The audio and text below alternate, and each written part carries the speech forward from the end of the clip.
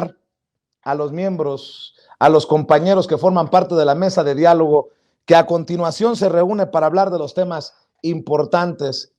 Le agradezco mucho a María de los Ángeles Huerta del Río, comunicadora, exdiputada federal de Morena por el Estado de México y miembro de esta familia sin censura. Querida Gela Huerta, te saludo con mucho gusto. ¿Cómo estás? Buenas noches. Y yo a ti, Vicente, con mucho cariño y con mucha admiración. Gracias por compartir algo tan hermoso y tan personal con nosotros y con tu público. Lo aplaudo, lo agradezco y te saludo a ti y a todos.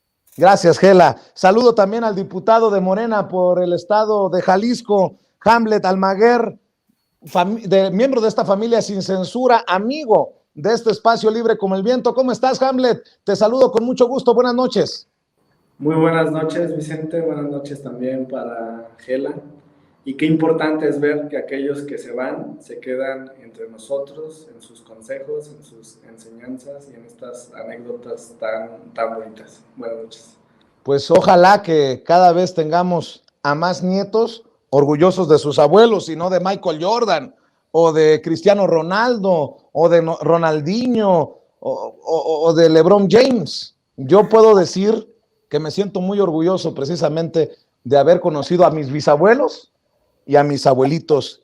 Dios los tenga en su santa gloria. José Alfredo Gutiérrez Falcón, también te saludo a ti, maestro, escritor y máster en Derecho Comunitario Europeo, miembro de esta familia sin censura. ¿Cómo estás, José Alfredo? Buenas noches. Encantado de estar con ustedes, Vicente, y gracias también por compartir esto. Yo también tuve una relación muy hermosa con mi abuelo materno y me pusiste a vibrar. Qué bueno, de eso se trata, de provocar.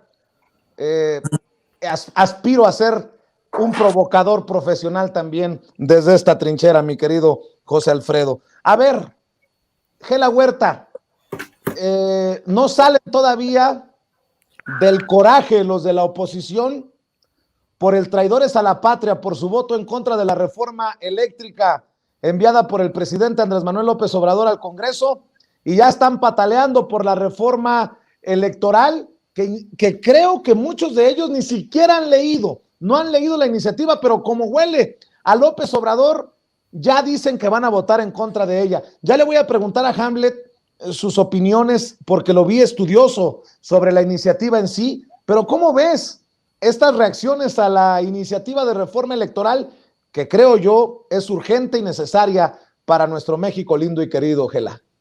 Sí, bueno, como en dos niveles, ¿no? Yo también tuve la oportunidad de leerla ahí ayer, justo estaba ya en la cámara y le di una buena repasada, ¿no? Creo que es una muy afortunada propuesta en general, ¿no? Creo que habrá cosas que se van a seguir discutiendo, pero en general creo que es una propuesta muy afortunada, muy importante y muy necesaria, como tú lo dices. Respecto a la reacción de la oposición, ¿no? Que es la parte que me estás preguntando, te digo un par de cosas. En primer lugar, creo que definitivamente tenemos una oposición que ya ha establecido su línea de trabajo a partir de ahora, ¿no? De manera más clara, porque es así como lo ha venido haciendo ya desde hace años, pero ahora es como muy evidente y muy claro. Todo lo que sea transformar este país, todo lo que sea para el bien del pueblo, todo lo que le sirva a la sociedad y al gobierno para mejorar las condiciones de vida de los ciudadanos, ellos lo van a votar en contra, ellos van a negarlo, ellos van a hablar mal de eso. Y ellos son no solamente el combo, MAC, PRIAN, PRD, sino el Movimiento Ciudadano con el PRD y el PAN y el PRI, sino también fue una gran parte de los medios tradicionales, comunicadores y periodistas que están al servicio de la mafia que quiere regresar al poder y entonces que no cuestiona de manera sincera, que solamente ya trae como consigna pegarle a las propuestas, pegarle al presidente, decir que todo está mal, ¿no? Que no debería de haber esos cambios.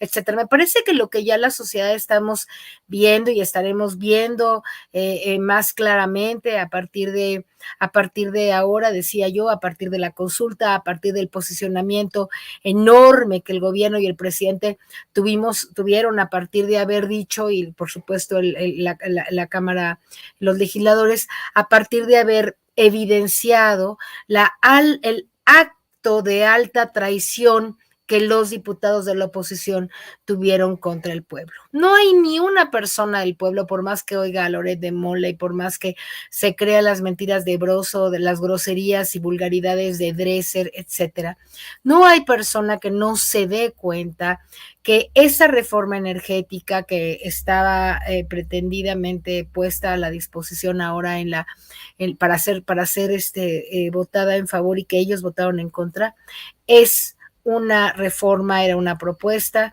que solamente beneficiaba a la sociedad.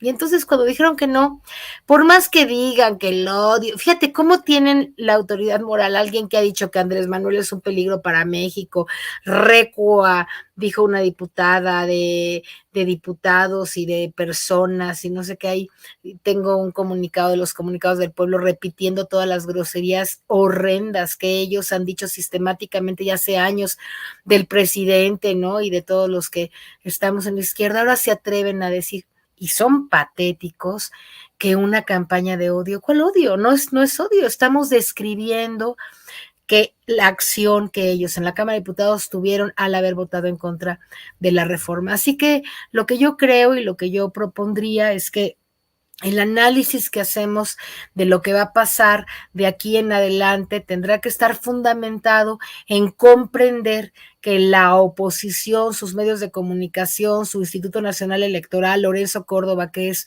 el árbitro que está a su favor, etcétera.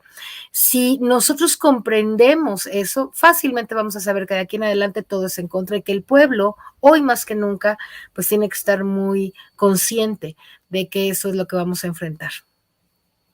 Querida Gela, gracias por tu primera impresión. Hamlet, diputado, tú has leído la iniciativa, ¿qué te parece? Y por cierto, déjame preguntarte para que nos aclares, ¿se desaparece o no se desaparece a los plurinominales? O al contrario, ¿se mejora este concepto de plurinominales para que no lleguen impresentables como los que tenemos de plurinominales hoy en día? Empecemos por ahí, si te parece, diputado. Muchas gracias, Vicente. Muy atinadas las manifestaciones de mi compañera Gela, a quien reconozco también por su trabajo con los comunicadores del pueblo, y decirte que desaparecen los plurinominales y también desaparecen los distritos. Y lo que tenemos es un nuevo sistema, un nuevo esquema. Es un esquema de avanzada, pero que también tiene raíces muy profundas en la historia constitucional de nuestro país. En España, por ejemplo, los diputados se eligen por comunidades, por las autonomías que son similares a nuestros estados. En Costa Rica, que es una de las economías más avanzadas de Centroamérica, pero de las democracias más avanzadas de todo el continente, los diputados se eligen así, por provincia. Este esquema similar existe en El Salvador y en otros países de la región y tiene raíces en la Constitución de Cádiz, que tenía un fundamento territorial más amplio que el de los distritos. Lo que ocurre en la historia constitucional del país es que inicialmente los legisladores se designaban en elecciones indirectas de segundo o tercer grado. Primero se reunían en el municipio, era electores por parroquia, después por distrito y ya después por entidad, y se iban reuniendo los representantes. Entonces digamos que primero en los poblados del estado de Jalisco se reunían y elegían electores que después se reunían en la capital y entonces ya designaban a quienes habrían de representarlos en la Ciudad de México, porque era un sistema adecuado para el momento. Las cosas fueron evolucionando hasta los distritos, pero es un esquema que me parece que ya es anacrónico y prácticamente la población desconoce cuál es su distrito. Un ejemplo muy claro está en la credencial de elector. Aquí viene el estado, el municipio, la sección, la localidad, la vigencia y demás datos, pero en ningún momento dice a qué distrito perteneces. Eso del lado de la ciudadanía. Del lado de los legisladores, y Gela fue diputada, la identificación más clara entre nosotros es a través de la representación de los estados. Entonces son como los legisladores del Estado de México, los legisladores de Veracruz, los legisladores de Jalisco, y ahí hay evidentes afinidades y cooperación para sacar adelante los proyectos de tu propio estado.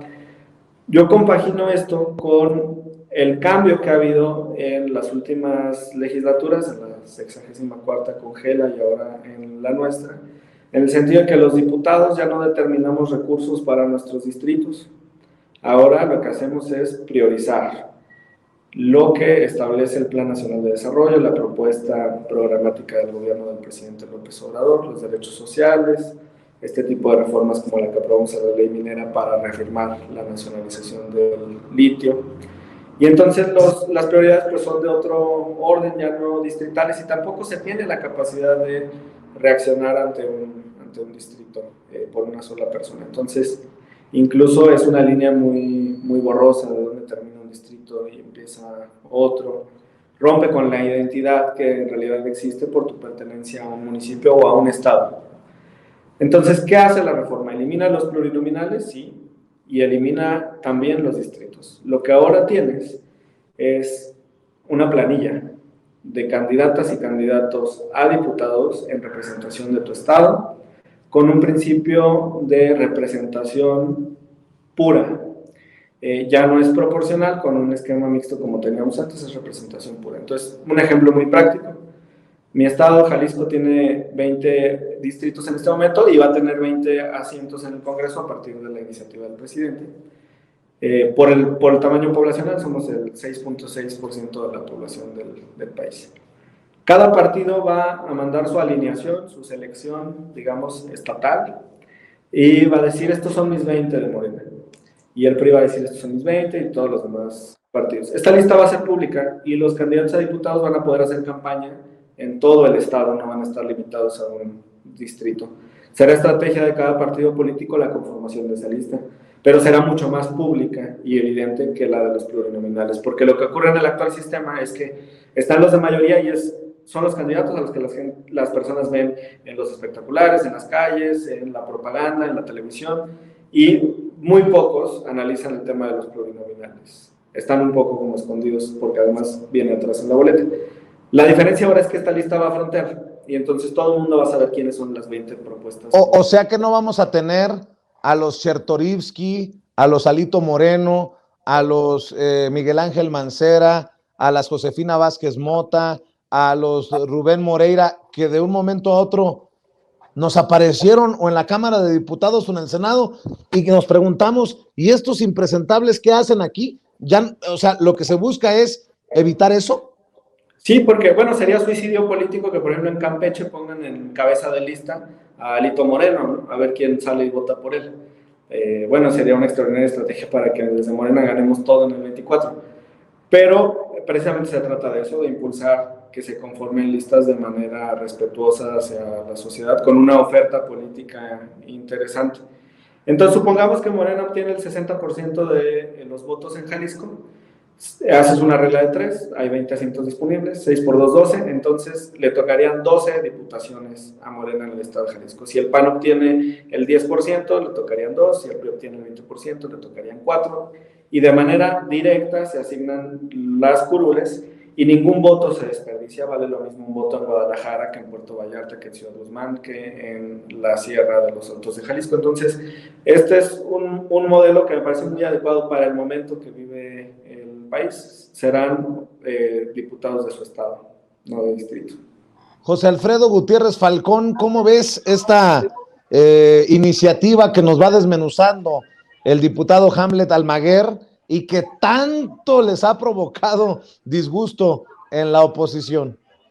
Pues mira, a mí me gusta mucho lo que está platicando Hamlet. Sinceramente, no conocía yo estos detalles, pero ahora que lo comenta, les comento que yo fui candidato a diputado federal y había incongruencias grandísimas. Por ejemplo, en Monclova, Coahuila, que es mi ciudad natal, está pegado un municipio que se llama Frontera Coahuila, y resulta que Frontera Coahuila no era de mi distrito y estaba pegado a Monclova, pero sí, por ejemplo, Sabinas Coahuila, que está a 40, 50 minutos de Monclova, sí pertenecía al distrito de Monclova, y entonces como que todo parecía en aquel momento, o todavía, como que parecía adrede para que los partidos con poco dinero, con poca influencia en medios, etcétera, o con poca participación, vamos, con poco acceso a medios, pues no pudiéramos articular una campaña en una región, pues como quien dice, de territorio seguido. Entonces lo que dice Hamlet me parece muy ad hoc, porque, por ejemplo, en mi caso, yo hubiera tenido una votación mucho más amplia si este municipio que estaba aledaño a Monclova, pues perteneciera al distrito por el cual fui candidato. En este sentido, creo que es mucho mejor representar a todo el estado y que sea pues la fuerza política la que gane o pierda, y como dice Hamlet, pues que se dividan entre el porcentaje, el número de diputados. La verdad me parece muy, muy buena propuesta, porque esto pone en un equilibrio total a las fuerzas, y ya, pues ya, como tú bien decías, Vicente, pues ya no vamos a tener gente impresentable, porque pues bueno, quienes estén en los primeros lugares, pues van a hacer las mejores propuestas para que jale mejor, para que jale más votación, de tal suerte que pues ojalá y que, bueno, es difícil imaginar que la putrefacción o la oposición estén de acuerdo con esto, porque pues también dinamitaría sus nichos de poder, ¿no? Se desvanecería. Pero pues bueno, ahora sí tendrían que buscar el voto por sus buenas acciones, por sus buenas propuestas, y no solamente por el fraude electoral, de tal suerte que ya sería un gran avance esto. La verdad es que me parece una gran propuesta que como te digo, pues yo padecí en carne propia por ahí por el 2009, creo. Entonces, pues no, muy buena la propuesta, y vamos a esperar a ver cuál es la reacción bueno, ya vimos la reacción, pero vamos a ver cómo se va desenvolviendo el debate, pero pues como estamos acostumbrados, estos se van a quedar sin ninguna cosa que decir, y pues lo único que tienen que aportarle, o lo único que pueden hacer, es negarse a todo, pero sin hacer ninguna propuesta, Vicente. Bueno, vamos dando ejemplos. Sergio Sarmiento, el comunicador, periodista Sergio Sarmiento, dice en redes: la reforma electoral de AMLO nos llevará ineludiblemente a un régimen de un solo partido ante la incómoda posibilidad de una nueva alternancia. Válgame Dios. Estos que fueron comunicadores de la dictadura perfecta no tienen vergüenza, Gela Huerta.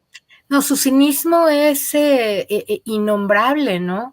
Cómo estuvieron maiceados, chayoteados por el partido único en el poder por años, todo el mundo lo sabe, está demostrado, es clarísimo, ¿no? Que siempre estuvieron hablando bien del PRI, que les daba dinero, del único partido en el poder que prácticamente había, ¿no? Porque pues el PAN hasta antes del 2000, año 2000, pues poco figuró, ¿no?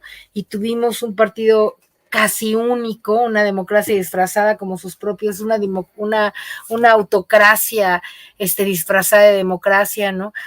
Pero que en realidad era un régimen totalmente autoritario de partido único, y ahora dice esa patraña. Dan pena a los pobres. Yo creo que ya realmente pues hay que darnos cuenta, ¿no? Del nivel de cinismo del que son capaces. Yo, a pesar de que me gusta mucho la reforma, tengo un poquito de resquemor con el tema de las listas, porque efectivamente pues la gente no va a votar por las personas, va a votar por las listas, y la lista pues es integral, y si ahí meten a Zavala y a Alito, ¿verdad? En una del PAN y en del PRI, pues de todas pueden quedar, pero como dice Hamlet, en realidad lo que estamos suponiendo es que la gente, al ver o conocer de quiénes están o cómo están los lugares en las listas, pues va a decidir que no vota por ese tipo de personas. Ahora, el tema de la crítica que le está haciendo la oposición es insostenible, por todos lados. No me parece que el hecho de lo que está diciendo él, que hay partido único, que quedan más, está haciendo un ejercicio tramposo y manipulado, suponiendo que sí, con la cantidad de votos que ahorita están, tenemos, Morena tendría muchos más curules que, por ejemplo, el PAN o el PRI, ¿no? Es una falacia la manera en cómo lo está presentando, porque no se puede suponer con base en una realidad diferente, no puedes comparar peras con manzanas, habría que suponer, ¿no? A partir de los votos en cada estado y bueno, luego pensar en...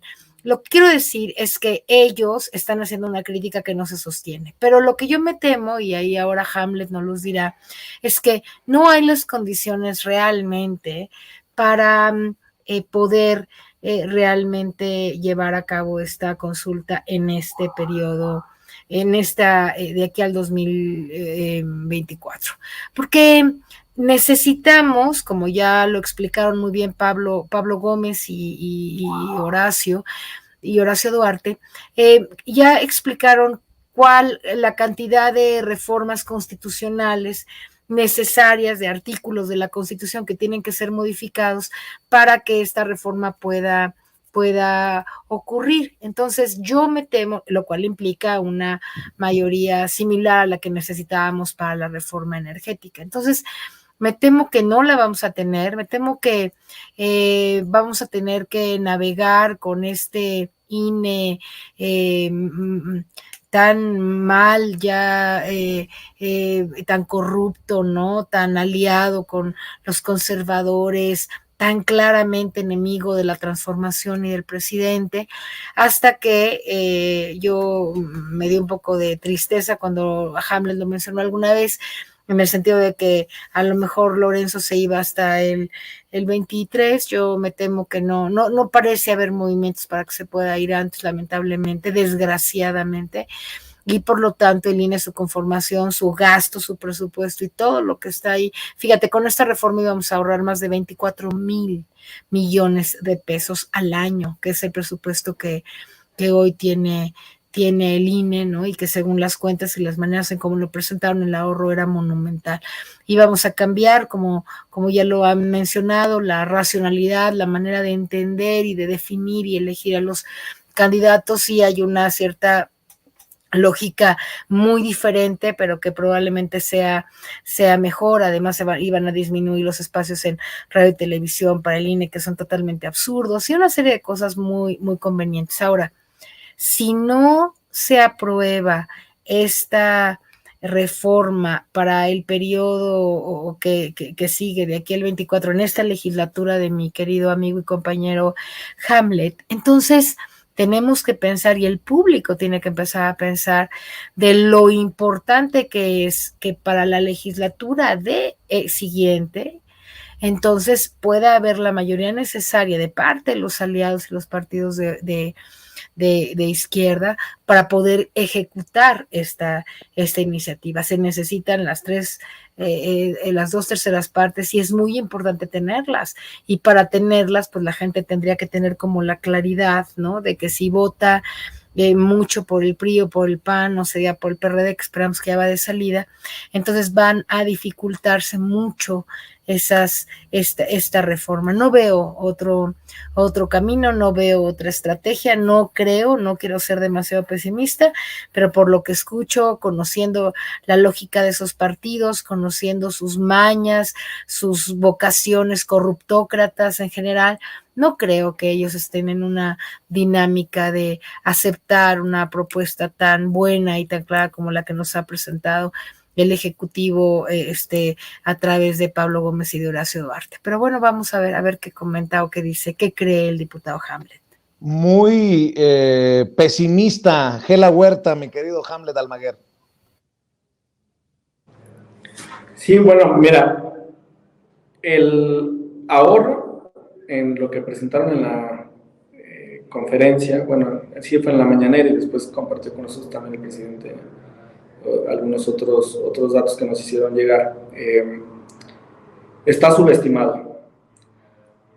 Hemos estado jugando con algunas proyecciones y son 11,000 millones de pesos en partidos políticos nacionales, en financiamiento, casi 6,000 en partidos políticos locales, porque cada congreso estatal destina recursos. Por cierto, el Estado de México creo que destina cerca de 1,000 millones de pesos a sus partidos locales, imagínate. Después tenemos una cantidad enorme en los mini-INES, que son los soples que existen en las 32 entidades federativas.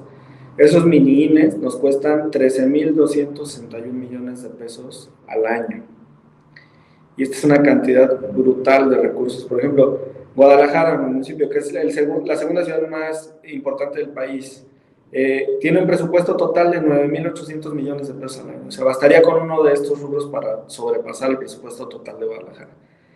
No viene en la iniciativa, pero la desaparición de los 32 tribunales electorales locales, que no tienen razón de ser porque trabajan una vez al año, una vez cada 3 años, perdón, los magistrados y los secretarios, los proyectistas locales, implicaría un ahorro de cerca de 4,000 millones de pesos. La reducción de los diputados, considerando el presupuesto que tiene la Cámara, que es cercano a 8,000 millones, cuando haces la proyección, pues te podrías estar ahorrando 2,500, 3,000 millones, porque hay gastos fijos, pero muchos otros sí se modificarían. La reducción de los senadores entre 1,000 y 2,000 millones. La reducción de los regidores no está estimada en la iniciativa, pero es brutal. Gela lo sabe. No sé, pero hasta hace muy poco creo que ser regidor en Naucalpan significaba un salario igual o mayor que el de un diputado local. Casi el doble que un diputado federal. Mira, imagínate, pasa lo mismo en mi estado, los regidores de Zapopan o de Tlajomulco tienen salarios enormes. Esa reducción de los regidores, con un cálculo muy mesurado de 20,000 pesos mensuales por regidor, que no es así, nos representaría cerca de otros 8,000 millones de pesos. Entonces, a la hora de sumar todo, Vicente, estamos arriba de los 40,000 millones de pesos, que es el presupuesto total, por ejemplo, de la UNAM, y que alcanzarían para que 900,000 jóvenes pudieran ingresar al programa de Jóvenes Construyendo el Futuro, para un montón de escuelas, para muchísimas vacunas, para lo que se te ocurre, infraestructura, derechos sociales. No veo cómo los partidos de oposición se atrevan a votar en contra de darle más recursos al pueblo de México. Nuestra labor es esta. En este momento ya inició la discusión, a pesar de que estamos en receso. Lo que tenemos que hacer es esto: informar a la ciudadanía, informar en nuestros distritos, en nuestras ciudades, en nuestros estados, y ya arrancó nuestro Parlamento abierto. Vamos a ir a todos los rincones del país a hablar de los beneficios que tiene la reforma. Y con el tremendo golpe que se llevaron las oposiciones por su traición al pueblo de México con la reforma eléctrica, yo creo que la ciudadanía va a estar muy vigilante de cómo se comporten sus diputadas y diputados en esta próxima votación de la reforma electoral, Vicente. Así es, José Alfredo Gutiérrez Falcón. Queda claro que algunos medios de comunicación buscarán con su línea influir en la opinión pública. Veo lo que publica el periódico Reforma. Dice el periódico Reforma: con la reforma electoral que pretende eliminar al INE y plurinominales, Andrés Manuel López Obrador busca dar mayor fuerza a Morena y debilitar a partidos de minoría. ¿Cómo ves? Bueno, como decía la exdiputada Gela, pues es un cinismo terrible, ¿no? Pues hace cuánto estaba el PRI en esa posición y luego después el PAN, ¿no? Entonces ahora que a ellos no les conviene, que ahora que ya no son mayoritarios, ahora sí dicen, ay, pobrecitos de nosotros las minorías. Y cuando ellos se pusieron en favor de las minorías, cuando aplastaban en la Cámara de Diputados ante cualquier acuerdo, no dejaban ningún lugar a acuerdo a una participación de los entonces partidos de oposición. Por ejemplo, cuando en su momento el PRD sí era oposición, pues no, pues siempre terminaba aplastado, ¿no? Entonces, pues la verdad es que es de un cinismo para gente que pues no tenga memoria, ¿no? Pero entonces en este caso la gran diferencia es de que el movimiento, yo ya no diría ni siquiera Morena, sino el movimiento obradorista, pues es la mayoría del país y cada vez sigue creciendo. Entonces ahí sí está representada la mayoría, y tenemos que tomar en cuenta que estamos entrando, o ya estamos de lleno en un proceso de democracia participativa, en donde cada vez es más evidente la fuerza que tiene el movimiento y lo que queremos los mexicanos. Lo acabamos de demostrar en esta participación en la revocación de mandato, que se convirtió en una confirmación de mandato con más del 90% de los participantes. Y entonces, pues bueno, en realidad lo que están diciendo es que ellos no quieren hacer lo que la mayoría de los mexicanos queremos. Entonces, ellos nunca han estado del lado del pueblo, y ahora que el pueblo tiene un rumbo y tiene un deseo de participar, pues ellos están totalmente enojados, están totalmente sorprendidos, porque jamás le dieron voz al pueblo. Ellos solamente se dedicaron a repartir despensas, y ahora que ahora que el pueblo está empoderado, pues no, es más evidente que nunca han querido estar del lado del pueblo. Entonces, pues bueno, ellos siguen en su misma dinámica de negarlo todo, y pues yo me ubicaría en una posición ecléctica entre la exdiputada Gela y Hamlet. Creo que sí hay posibilidad de que esta experiencia de la revocación de mandato, perdón, esta experiencia de la reforma eléctrica, en donde pues quedaron como traidores a la patria, que les ha dolido en el alma que les estemos dice traidores a la patria, pues son traidores a la patria. Perdónenme, pues que estoy en el centro de San Miguel de Allende y hay un poco de ruido. Entonces, yo creo que puede resultar algo positivo si la población empezamos a presionar igual que presionamos con la reforma eléctrica, porque como dice Hamlet, a lo mejor habrá uno que otro que ya le dé pena pasar por este proceso de desprestigio. Y pues bueno, si como dice la exdiputada Gela, se va para la próxima elección, pues sí pedirle a la dirigencia de Morena que no vayan a hacer el desastre que hicieron en las elecciones pasadas para diputados federales, en donde las encuestas, pues muchas de ellas nos resultaron muy, muy, muy piratas, y en gran medida una prianización en Morena, donde metían candidatos impresentables del PRI y del PAN, que terminaban perdiendo, y algunos pues sí ganaron, pero tendrían que ser muy, muy cuidadosos en la selección de candidatos para que no les pase lo que les pasó la vez pasada, que ganaron nada más por el puro empuje enorme y fenómeno de Andrés Manuel López Obrador. Que ya no le apuesten a eso, que le apuesten a tener candidatos de calidad. Hamlet, José Alfredo, el Tren Maya, dice el presidente Andrés Manuel López Obrador, explica que intereses de dinero son los que se oponen precisamente a esta obra, que son intereses de lana los que están llevando a las manifestaciones, a las campañas contra el Tren Maya. De hecho, hoy le pidió a una corresponsal que lo cuestionaba en la mañanera, que pues a los medios creo que nos quedó como anillo al dedo, como una tarea para asumir, que no fuéramos periodistas de escritorio, sino de territorio. Querida Gela, el Tren Maya también otro flanco abierto de debate y de ataques a la Cuarta Transformación. Sí, hombre, lamentablemente yo vi también la mañanera, igual que casi muchos mexicanos todos los días y hoy, y efectivamente esta periodista pues parecía, ¿no? Ahí como alguien que quería poner el dedo en la llaga, y en realidad lo único que hizo fue evidenciar que escucha mucho más los argumentos de la derecha y de los medios tradicionales que realmente investigar en lo profundo lo que está pasando. El Tren Maya es un proyecto y una propuesta que definitivamente sirve muchísimo al pueblo. Y otra vez, ¿no?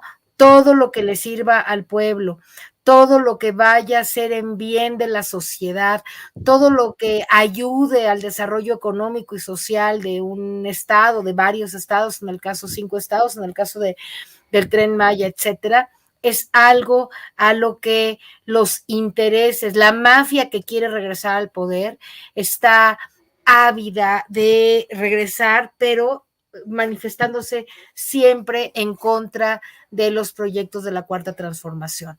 Cuando el tren se logre, que yo tengo mucha confianza en que el presidente y el pueblo lo van a defender a capa y espada, a pesar de los grandes intereses económicos conservadores y corruptos de esa mafia, que ahí sí se repartieron los terrenos, le dieron concesiones para que se contaminara de granjas de cerdos toda la península. Ya encontramos cómo para que puedan ir al nuevo lugar de Xcaret, ¿no? Reventaron ahí todos los pasos entre un y otro, ¿cómo se llaman? Cenotes. Bueno, han hecho se acabaron la tierra para llevarse a los Estados Unidos y está todo ahí devastado. Ni hablar de los arrecifes, ¿no? Que están también ahí con una contaminación brutal, todos los hoteles llevando sus aguas negras al mar. Bueno, hay una cantidad de tragedias ecológicas en esa península. Y ahora resulta que lo único que va a ser una de las cosas que van a ser muy buenas para atraer turismo, para comunicarse internamente, para que pueda haber movimiento y por lo tanto desarrollo económico, ahora están muy preocupados por el tramo 5. Son una barbaridad, pero lo importante, creo yo, mira lo que pasó con los artistas. Salieron con su video y pareció que iba a pegar en algo, ¿no? Yo creo que ya toda la gente se dio cuenta que ese tal Derbez, que el papá de Lafourcade diciendo que, ¿no? Que él está con el presidente, sí hay un tal Islas ahí que fue a mentar la madre y todo, pero finalmente la gente le gritaba, ¿no? Eso es lo que tiene que hacer el pueblo. Por eso este movimiento de los comunicadores del pueblo es tan importante, porque lo que estamos haciendo realmente es organizar a la gente para que deje de creerle a los mentirosos y vaya por las calles, por el territorio, diciendo lo que realmente está pasando en este país. Yo le quería decir, y qué bueno que está por aquí Hamlet para decírselo a él y a toda la audiencia, yo creo que sería una gran equivocación, como ya lo decía el compañero que nos acompaña también aquí hoy en el análisis, sería una gran equivocación soltar la estrategia de los traidores a la patria, porque eso pegó en el alma de la gente. Todo el mundo recibimos eso como, claro que son los traidores a la patria, claro que eso es lo que los diputados de la oposición y la oposición misma, junto con los medios, los conservadores, están haciendo, traicionar a la patria. Entonces, yo diría, sigamos con la estrategia de traidores a la patria, ahora extendida a si votan en contra de la reforma electoral, nos siguen demostrando que en efecto son los traidores a la patria, corruptos, que no quieren, que quieren seguir gastándose 20,000 o 50,000 millones de pesos en las elecciones, haciendo trampas con un árbitro vendido. O sea, tenemos toda la estructura, digamos, de ahorita, ¿no? La mente de la gente se está dando cuenta de que hay un grupo muy grande de la oposición que son traidores a la patria y que de ese conocimiento, de esa consigna, yo creo que debemos seguir avanzando con las cosas que vienen, porque en el fondo todo lo que viene va a ser efectivamente acciones y actos de traición a la patria de parte de la oposición, de la mafia, de los machuchones que quieren impedir el Tren Maya y lo que puedan. Eso es su vocación, es esa, su vocación siempre ha sido el dinero, no quieren. ¿Cuál es la lógica del PRIAN, PRD, Movimiento Ciudadano? Que el dinero no se reparta al pueblo, que el dinero que hay en esta patria no se reparta a la gente necesitada, pobre, en carreteras, en programas sociales, eso es lo que quieren, que no se reparta.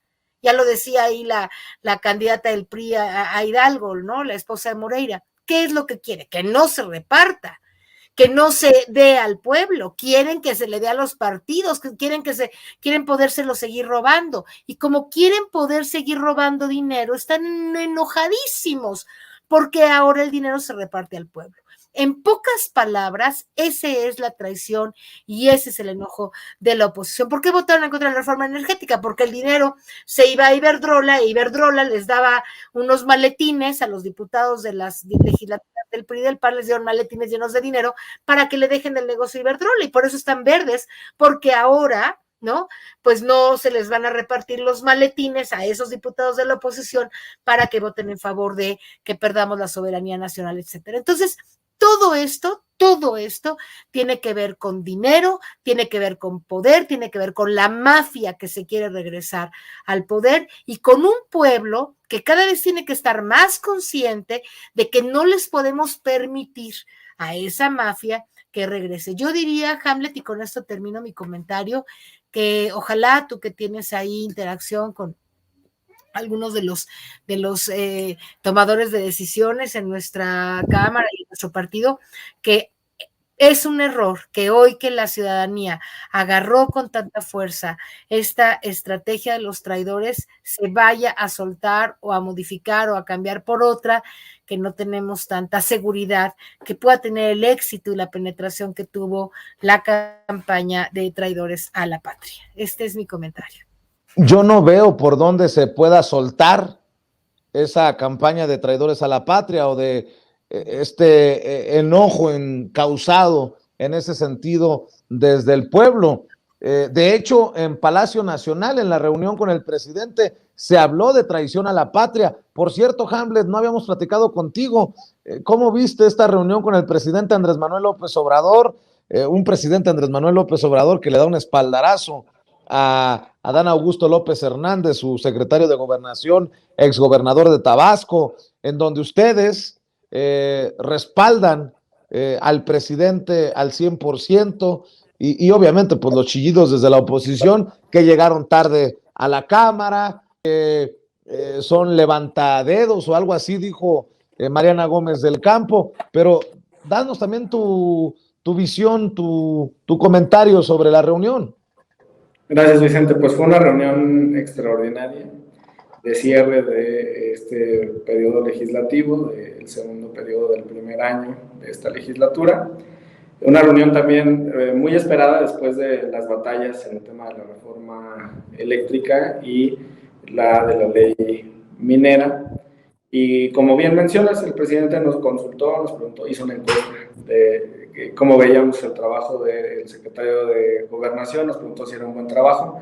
A mí me parece que ha hecho un extraordinario trabajo, no hay crisis de gobernabilidad en el país y además, algo muy relevante, no se utiliza la Secretaría de Gobernación para perseguir a los opositores como en otros sexenios del periodo neoliberal. Desde mi perspectiva, tanto el canciller Marcelo Ebrard como el secretario de Gobernación pues son los dos secretarios, los dos miembros del gabinete que han hecho un mejor papel en lo que va del sexenio, y el presidente lo ha dicho, que se preocupen en la oposición, donde no tienen a quién enviar a competir en el 2024. De este lado sobran candidatas y candidatos óptimos para competir por la presidencia de la República y hay proyecto de mediano y de largo plazo. El discurso del presidente lo sentí de esa manera. Ya no estamos pensando solamente en el sexenio, la cuarta transformación es un movimiento que requerirá de muchos años para poder revertir 36 años de neoliberalismo que destruyó prácticamente nuestra Constitución, privatizó el patrimonio de las y los mexicanos y socializó todos los colapsos económicos que ellos ocasionaron, como por ejemplo el tema del FOA-PROA que seguimos pagando, y ahora el impacto por el tema de la reforma eléctrica. Les salió muy mal la apuesta, les hubiera ido mejor a los dueños de las empresas si hubieran aceptado la reforma constitucional, porque el blindaje que otorgó la Corte permite que la Comisión Federal de Electricidad no solamente respire, sino que recupere su papel preponderante en el sector eléctrico. Y pues la verdad es que fue un gran encuentro de cara ya a la siguiente discusión importante, que es la de la reforma en materia electoral, y decirle a Gela que sí, no vamos a soltar el tema, son traidores a la patria, se los repetimos en cada ocasión que es posible. Vamos a ir también a los congresos de los estados, vamos a ir particularmente a las 6 entidades que tienen elección, Aguascalientes, Durango, Hidalgo, Oaxaca, Tamaulipas, Quintana Roo. Voto masivo por Morena. El triunfo en el 24 también se construye a partir de fuerza territorial. Lo comprobamos con el ejercicio de revocación de mandato. Nos fue mejor donde tenemos gobernadoras y gobernadores de Morena. porque la ciudadanía ve cómo gobierna Morena también en sus estados. Si ganamos estas 6 entidades, vamos a estar con 23 gobernadoras y gobernadores de la Cuarta Transformación, sumarle Coahuila y el Estado de México en el 2023, y llegaríamos al 2024 con 25 de 32 gubernaturas, con excelentes propuestas en la baraja para candidatos presidenciales y todas las condiciones para refrendar el triunfo y acrecentar la mayoría en las cámaras para seguir profundizando la transformación. Vicente, te agradezco muchísimo por el espacio, una pena de verdad, pero me tengo que retirar porque tengo que correr a tomar un vuelo. Muchas gracias también a Gela por su apoyo, su solidaridad, sus consejos. Estuvimos ahí platicando el otro día en la sesión. A nuestro compañero Falcón, que se está sacrificando en San Miguel de Allende, igual. A ver, nada más porque tú quieres, el viernes en la noche. Nada más porque tú quieres hacer y no quieres que te hagan. ¿Tú fuiste de los que empezó a gritar presidente, presidente, presidente, Adán Augusto? Buenas noches, Vicente. Ya ves. Te mando un abrazo, querido Hamlet Almaguer. Sigan a Hamlet en Twitter, en sus redes sociales. ¿Cómo te encuentran, Hamlet? Como Adán Augusto para presidente 2024, ¿cómo? arroba Hamlet-Almaguer. Hubieras visto a los tabasqueños toda la semana en la cámara.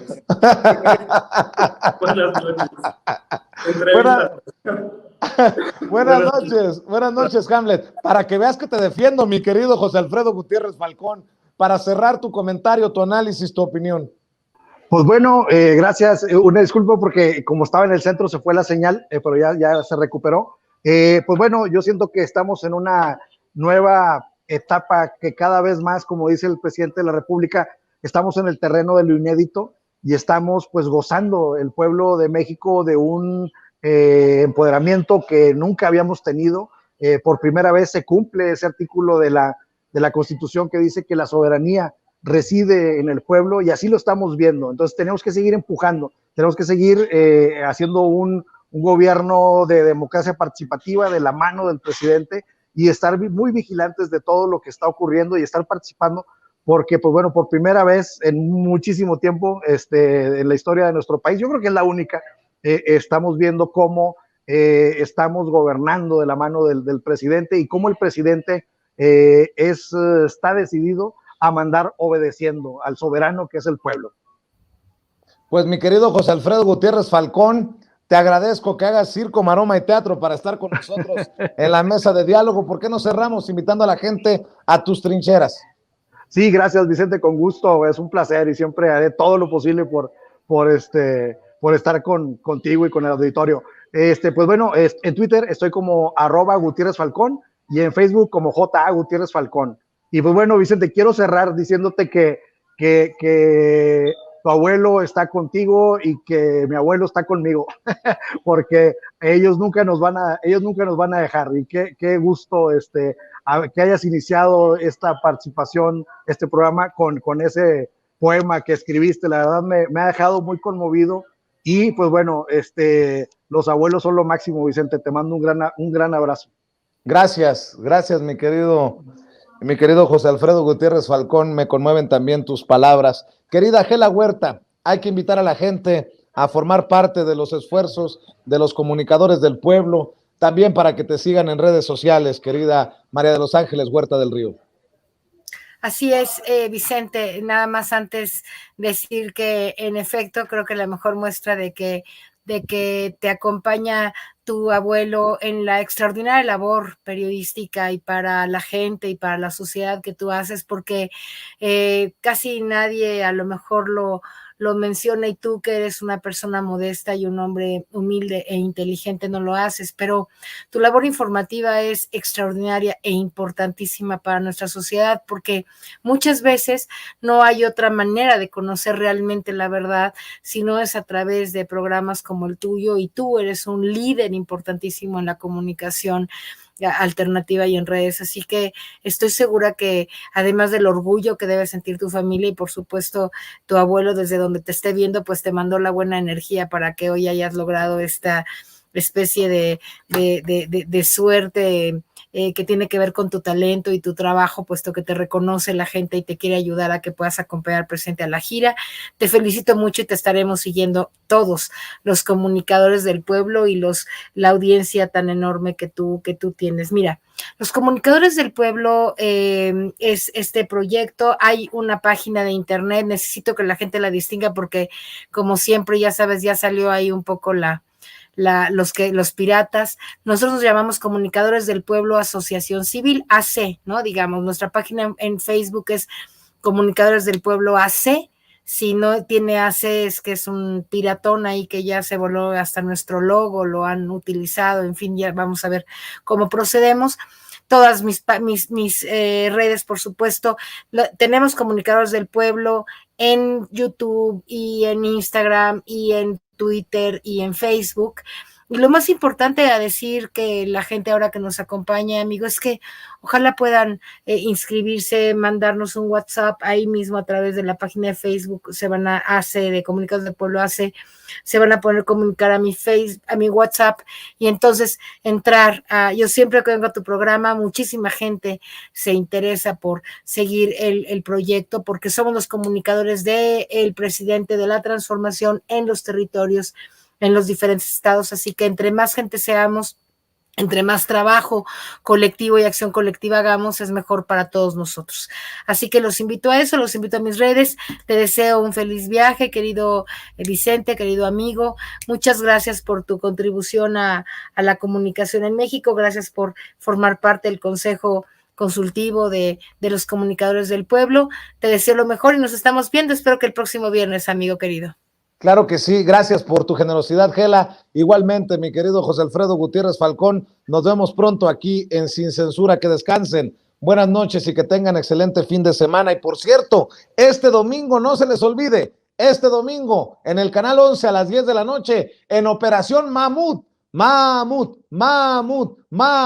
nos han invitado para que participemos con nuestros comentarios y dejemos la víbora chillando, para que hablemos de los temas importantes sobre la política mexicana y un rato de pitorreo en Operación Mamut en Canal 11, no se lo olvide, a las 10 de la noche, ahí nos encontramos. Y, amigos, amigas, regresamos en breve, pero mientras seguimos hablando sin pelos en la lengua, sin censura, usted puede suscribirse a nuestros 3 principales canales en YouTube. Sin Censura Media, en donde tenemos más de 1,600,000 suscriptores, Sin Censura TV, en donde tenemos más de 1 millón de suscriptores, y en Sin Censura Presenta, en donde queremos llegar muy pronto a los 100,000 suscriptores. Si usted ya está inscrito en Sin Censura Media, suscríbase en Sin Censura TV. Si ya está suscrito en Sin Censura TV y Sin Censura Media, suscríbase a Sin Censura Presenta. Recuerde que es gratis, no tiene que sacar un solo centavo de su bolsillo para apoyarnos. Dele clic en la campanita para que los señores y señoras de YouTube envíen las notificaciones cuando estemos transmitiendo en vivo y en directo o estemos subiendo videos. También nos puede seguir en Twitter en @_Vicente Serrano y hasta en Instagram. Ojo, también estamos en Instagram. Son nuestras redes sociales y con el apoyo de ustedes seguimos creciendo, porque con ustedes todo, sin ustedes nada.